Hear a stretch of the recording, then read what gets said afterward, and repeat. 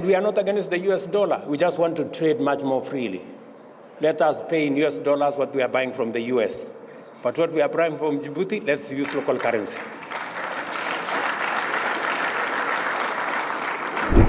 The dollar is king, or so it seems. But a new movement is gaining momentum, a movement that threatens to topple the dollar from its throne. This movement is called de-dollarization, and it is the process of reducing the use of the US dollar in international trade and finance. Why does this matter? It matters because the dollar is more than just a piece of paper. It's a symbol of our power, our prosperity, our security. It's what makes us the leader of the free world. It's what allows us to print money without fear of inflation, to borrow money at low interest rates, and to impose sanctions on our enemies.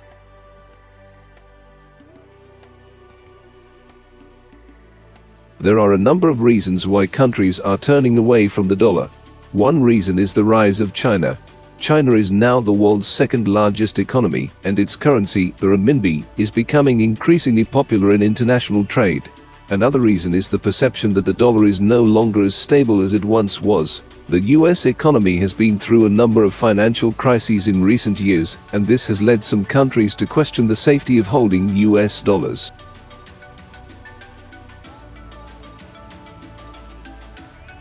The US government is understandably concerned about de-dollarization because it could lead to higher interest rates, higher inflation, and a weaker economy in US.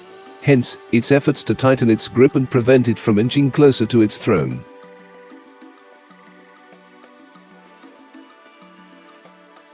In this high-stakes game, the US government desperately seeks allies to stave off the impending crisis. Africa is the continent with the highest deposit of mineral resources in the world. If it aligns with the USA and sells its resources in dollars, the great dollar's reign could endure. This is why it is a pivotal player in this intricate dance of power.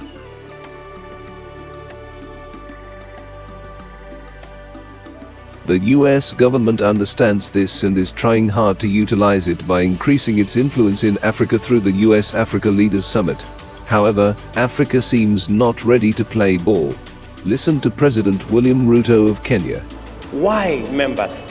Why is it necessary for us to buy things from Djibouti and pay in dollars? Why? There is no reason. And we are not against the US dollar. We just want to trade much more freely. Let us pay in US dollars what we are buying from the US. But what we are buying from Djibouti, let's use local currency. This is a nightmare scenario for us. If the dollar loses its status as the world's reserve currency, we will lose our advantages. We will face higher interest rates, higher inflation, and a weaker economy.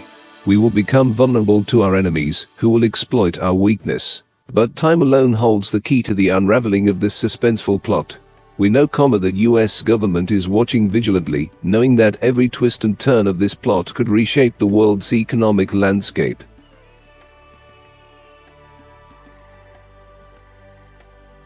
The de-dollarization movement is still in its early stages, and won't be completed overnight, but it has the potential to change the global financial landscape. At the rate it continues to gain momentum, it is wisdom to make haze while the sun shines by diversifying your investments, seeking refuge in alternative currencies, and supporting policies of stability to shield against the encroaching darkness. Brace yourself for the future.